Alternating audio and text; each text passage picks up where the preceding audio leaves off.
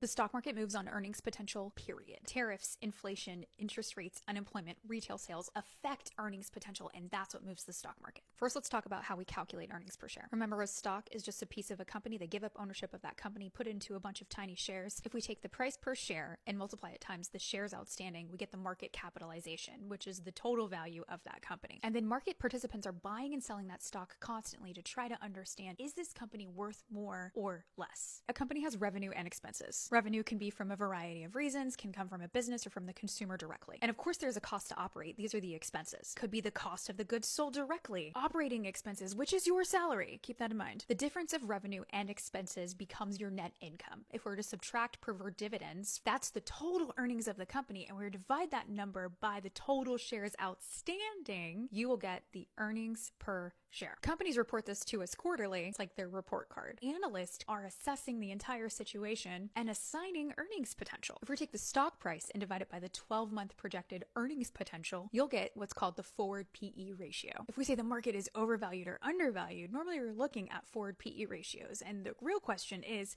has price moved too far too fast relative to its projected earnings potential? Now remember, this is a public company and one of the expenses is a salary. Anytime you have a salary, that's money earned. That's where the consumer comes in. And money earned is money spent. And normally the consumer, you and I, are going to spend in a very specific order. We're going to start with our essential needs. We're going to pay our utilities first. We're going to pay our rent. We're going to pay our groceries, the things that we need to survive. These are what we call defensive companies. Then beyond that, we might pay off some debt, but then we start getting into our wants. You might go shopping. You might travel. These are cyclical companies. They perform better when everyone has a job. And then if you have anything left over, you're probably going to put that in savings, and that's going to go into a bank. And any money that's put into a bank is money lent. And then any money lent eventually becomes money spent, and that is revenue of a company, and that is the money cycle. So when we're trying to understand the stock market, we're trying to understand who has the biggest earnings potential. That's what moves price. So let's think of external factors that come in. If you have a tariff, which is an increase on the cost of goods sold, that's going to increase your expenses somehow if you don't offset it by having higher revenue or increasing prices. They are always protecting their profit margins, which is net income expressed as a percentage of revenue. Layoffs could happen. That's why the market suddenly moves into defensive companies. If taxes are lowered or increased, that affects expenses. If interest rates lower and you have a company with a lot of high debt, well, that's going to reduce their expenses as well. That earnings potential is derived from revenue and expenses. So anytime we see something like interest rates or tariffs,